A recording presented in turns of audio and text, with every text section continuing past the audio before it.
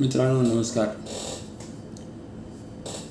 Ask insurance म्हणजे विमा हे आपलं यूट्यूब चॅनल आहे, ज्याच्या माध्यमातून आपण वेगवेगळ्या प्रकारच्या जीवन व आरोग्य विमा तसेच जनरल विमा विषयी माहिती लोकांना देत असतो। या चॅनलच्या माध्यमातून आपण वेगवेगळे विषय इन्शुरन्स संबंधी आणि इतरही बरेच विषय हाताळत असतो, कधी हिंदीमध्ये कधी मराठीमध्ये, पण प्रामुख्याने आपण मराठीमध्ये जी माहिती जास्तीत जास्त लोकांपर्यंत पोहोचेल अशा पद्धतीने या चॅनलच्या माध्यमातून शेअर करत असतो। तेव्हा आजचा जो विषय आपला आहे तो आहे कॅशलेस कुठेही कधीही कुठल्याही हॉस्पिटलमध्ये।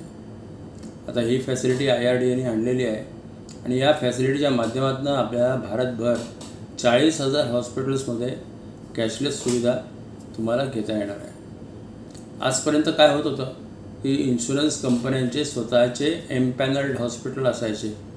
ऑफकोर्स हे एम्पॅनल हॉस्पिटल पुढेही चालू राहणार आहेत, पण आता तुम्हाला त्याच्यात एक ॲडिशनल भर पडलेली आहे, ती म्हणजे 40,000 अतिरिक्त हॉस्पिटल्स आहेत जिथे तुम्ही ट्रीटमेंट घेऊ शकता।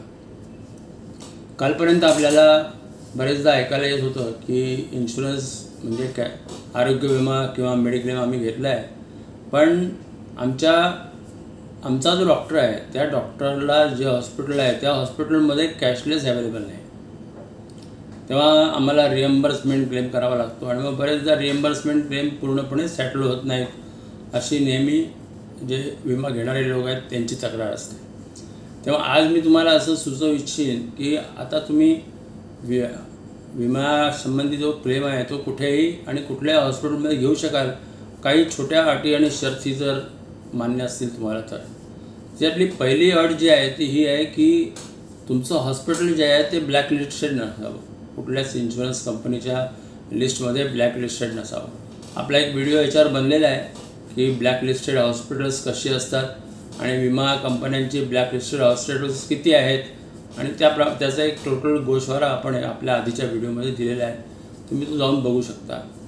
दुसरं म्हणजे आपल्याला बरेचदा असं होतं की आपले डॉक्टर जे आहेत ते नॉन कॅशलेस हॉस्पिटलमध्ये आपल्याला ऑपरेशन करायला सांगतात, तेव्हा तुम्ही 48 तास पूर्वी जर इन्शुरन्स कंपनीला मेलद्वारे हे कळवलं की मी ज्या हॉस्पिटलमध्ये ट्रीटमेंट किंवा ऑपरेशन करणार आहे त्या हॉस्पिटलमध्ये कॅशलेस नाही आहे, तेव्हा मला कॅशलेस कुठेही एनीवेअर एव्हरीवेअर या योजनेचा फायदा घेऊन मला कॅशलेस इथं मिळवून द्या। तर इन्शुरन्स कंपनीला ते बंधनकारक आहे की त्यांना हे कॅशलेस तिथे मिळवून द्यावं लागेल। त्याच्यातही परत एक अट आहे, ती अट अशी आहे की हॉस्पिटलने कॅशलेस मान्य केलं पाहिजे।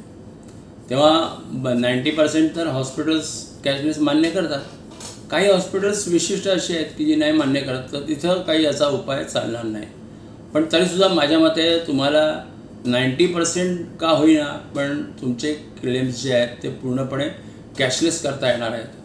तेव्हा मित्रांनो, आतापर्यंत आपल्या भारतामध्ये 4 ते 7% पर्यंतच लोकांकडे आरोग्य विमा म्हणजे हेल्थ इन्शुरन्स होता आणि त्यामुळे आपल्याकडे खूपच कमी हेल्थ इन्शुरन्स का होता, तर लोकांना ही भीती कायम असायची की जर मी आरोग्य विमा घेतला आणि माझा कॅशलेसच सॅटल झाला नाही किंवा माझा रिएम्बर्समेंट क्लेमच सॅटल झाला नाही तर मग मी विमा घेऊन काय करू।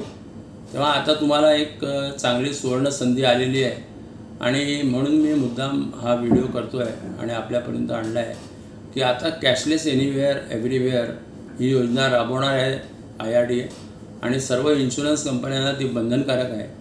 तुम्ही जर आयत्या वेळी हॉस्पिटलमध्ये ॲडमिट झाला असाल तर 24 तासामध्ये तुम्हाला 24 तासाच्या आत तुम्हाला हॉस्पिटल्समधून इन्शुरन्स कंपनीला कळवायचं आहे की या हॉस्पिटलमध्ये कॅशलेस नाही आहे, पण मला एनीवेअर एव्हरीवेअरची फॅसिलिटी घ्यायची आहे।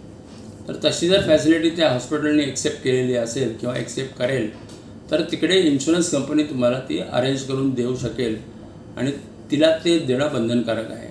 तेव्हा मित्रांनो, आपण आजच्या या व्हिडिओमधून जी नवीन गोष्ट मी तुम्हाला सांगितली आहे ती लक्षात ठेवा आणि जास्तीत जास्त आपला आरोग्य विमा घ्या। खास करून जे 60 वर्ष वयाच्या वरचे लोक आहेत ज्यांच्याकडे आरोग्य विमा नाही त्यांना जास्तीत जास्त आरोग्य विमा घेण्यासाठी आम्ही वेगवेगळे व्हिडिओज कायम बनवत असतो सिनियर सिटीजन हेल्थ इन्शुरन्सच्या बाबत। तेव्हा ते व्हिडिओज पहा आणि आपला विमा चूज करा आणि लवकरात लवकर आपल्या वरिष्ठ नागरिकांसाठी विमा घेण्याचा प्रयत्न करा। त्याचप्रमाणे जे आपले नवविवाहित लोक आहेत त्यांनीही विम्याकडे वळलं पाहिजे, कारण आता मॅटर्निटीचे खर्च खूप वाढत चाललेले आहेत। तेव्हा मॅटर्निटीसाठी सुद्धा विम्याची आवश्यकता आहे आणि विमा कंपन्या चांगल्याच आजकाल मॅटर्निटीचा खर्च देत आहेत। काही कंपन्या अगदी ॲक्च्युअल पण देत आहेत, म्हणजे जेवढा खर्च होईल तेवढा। तेव्हा अशा पद्धतीने चांगला विम्याचा बेनिफिट तुम्हाला मिळतो आहे। तेव्हा जास्तीत जास्त लोकांनी आरोग्य विम्याकडे वळण्याची गरज आहे। आरोग्य विमा जास्तीत जास्त विकत घ्या। आमच्या आस्क इन्शुरन्स म्हणजे विमा या चॅनलच्या माध्यमातून जर आपल्याला कुठला विमा बुक करायचा असेल तर माझा मोबाईल नंबर आणि माझा ईमेल ID मी या जाहिरातीसोबत दिलेला आहे। तेव्हा तुम्ही त्या मोबाईल नंबरवर व ईमेलवरती मला संपर्क करू शकता। धन्यवाद।